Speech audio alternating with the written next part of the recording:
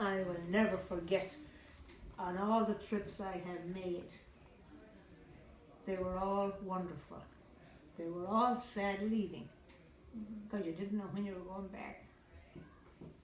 But the first trip is a lifetime memory because you're lost and you are sad, I guess would be the word. And it's a new world. It's like a new horizon. It's like a new day. And it's a great day when the sun shines.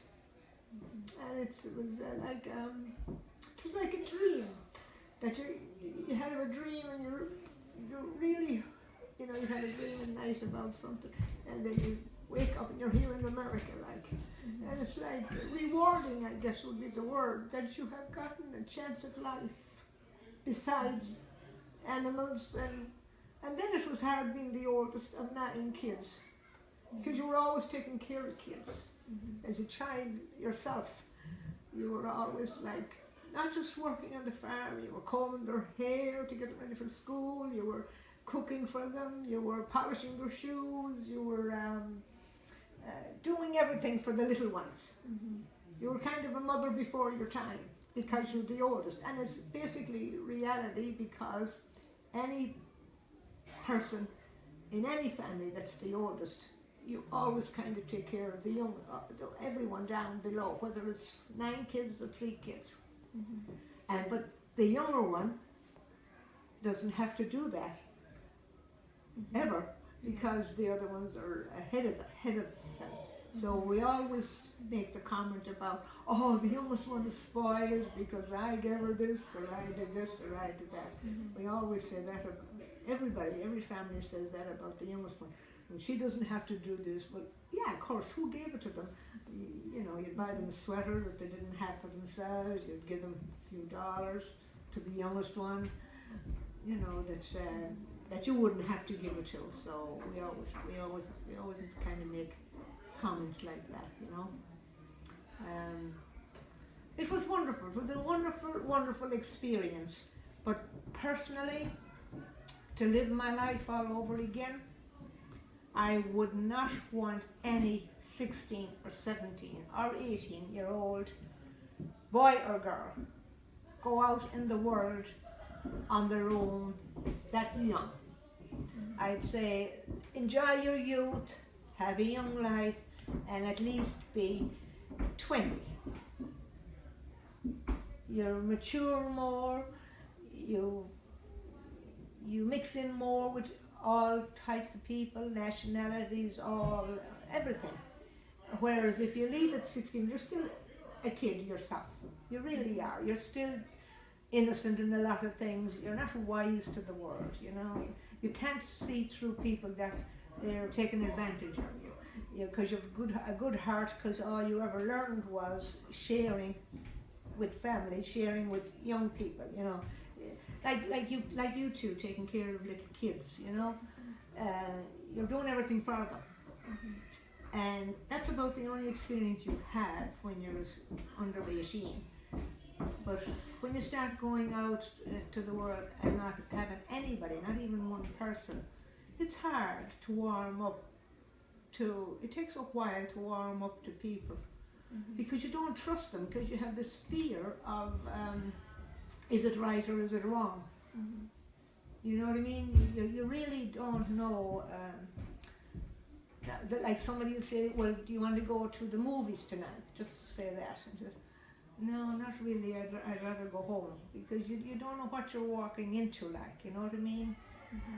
It's a strange place, and you can't turn around and say to somebody, well, what do you think? And you show them that, or would you think I should do that? Because you don't know anyone to say it to, So that was hard. I wouldn't recommend. Yes, do all you can because you got home to come back to tonight. But I mean, to just, like, you go off to another country, you will definitely make it. There's no question about it. Very few fail. But your childhood is ripped away from you if you go before too young. You know what I mean? and your whole life basically is the best years of your life, and the carefree years of your life is your childhood. You know, I know sometimes you're fighting with your sister, you're fighting with your brother, oh, you're picking on them, or someone is picking on you or something. You know, that's the way it should be, because that's what family are all about. If it wasn't that way, you wouldn't be close, like you wouldn't value each other, and as you get older, you value each other more. And it's like taking care of parents. When you have to be married and have kids of your own, and then realize what they did for you. But you don't understand that now, and I didn't understand it until I was on my own. I thought it was horrible to be working.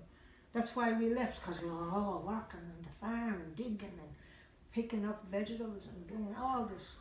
We couldn't wait to get out and have a great life, which it wasn't a great life, it was a hard life. And it wasn't me, it was every immigrant has it hard until you get adjusted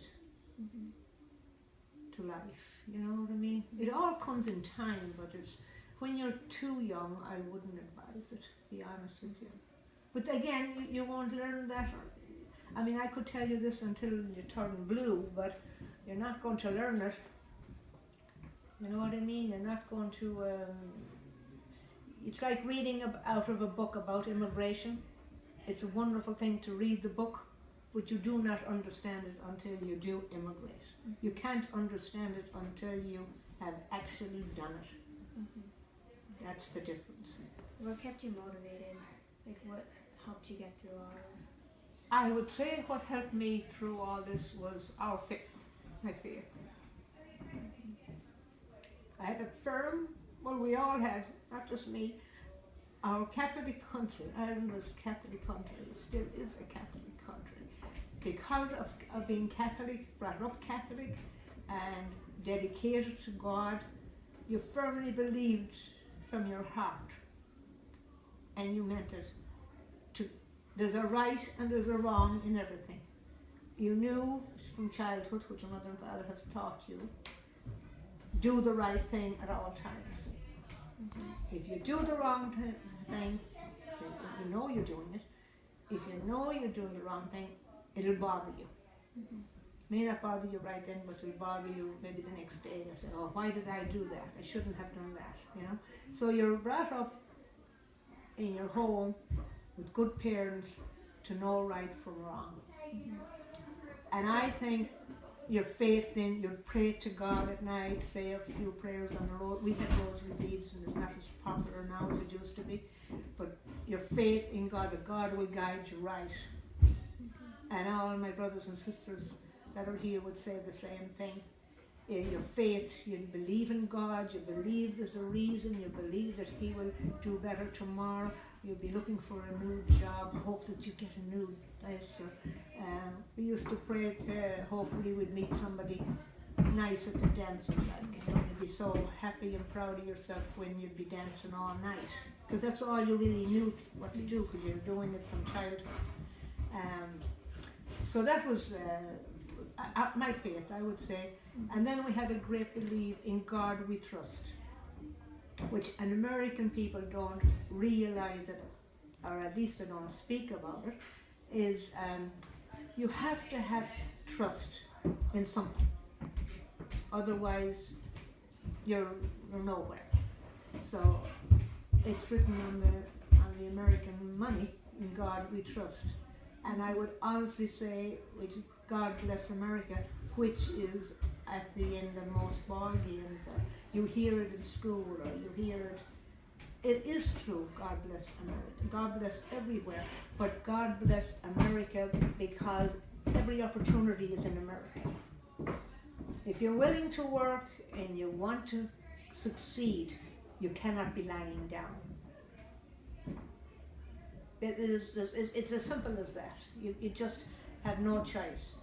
Otherwise, you just, well, okay, fine. I mean, there's many mornings, everybody, because you're out late the night before, you don't feel like getting up. You just don't feel like getting up. Not just when you're young, all through life. But determination to do better and be stronger and not be afraid to work is the height of success. And I have been extremely successful in America. One last question. Are you happy where you are now? I am happy now. I won't say the wrong word. I'm extremely happy. I'm thrilled to death to have good health. I was blessed out of all of it to have meet a good husband and three wonderful kids. Even though I killed them at times when they were young, I was always down on them. I was strict. I have to say I was strict. But I firmly believed it, and if I had to relive it again, I would do the same thing. I don't believe in lying down watching TV and hanging around and doing nothing. Do something. Get out. Make a future. Move on. Turn your hands to something. Just to anything. There's so many opportunities. You don't have to have a lot of money to have a good life. You can travel, but you cannot do this without work. So my basic step would be never be afraid of work. And if you don't choose that, if you don't like it, you can do something else. But do not give up.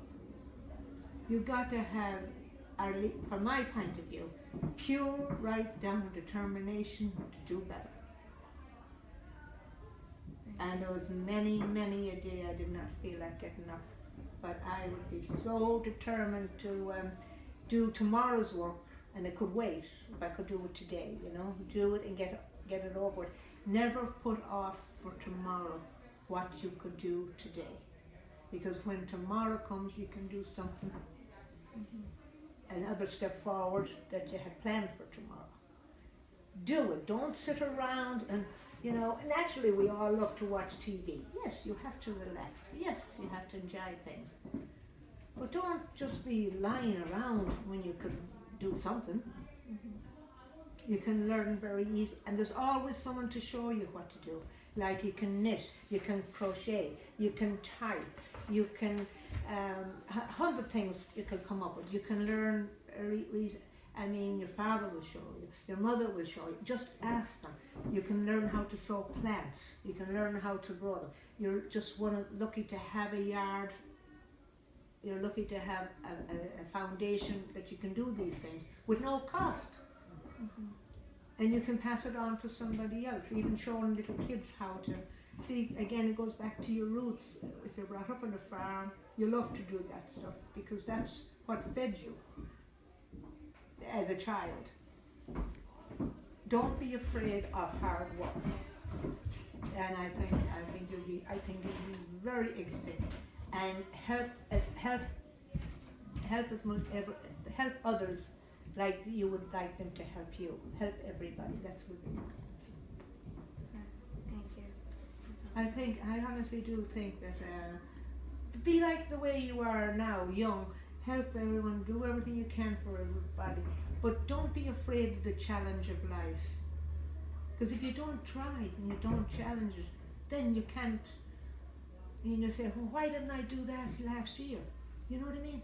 You had every opportunity to do it, but you just back off instead of trying. I'll try it. If it comes out upside down, well, the heck with it, I'll try again. Don't give up on yourself, because you're one individual person that only you can make it for you. Your parents can't do it for you, your brothers and sisters can't do it for you. Only you can take care of you. And the same goes for the future of life when it's time for you to get married and meet somebody nice. Don't do anything unless you want to do it. Don't let someone talk you into the wrong thing. You know since you're 5 years old, right from wrong. But if you know it's wrong, don't let anybody talk you into it and say, oh no, this is going to be right, this will be okay, it's not okay. If you're not happy, if you yourself think it's wrong, then don't do it. No matter what it is about. You know what I mean in life?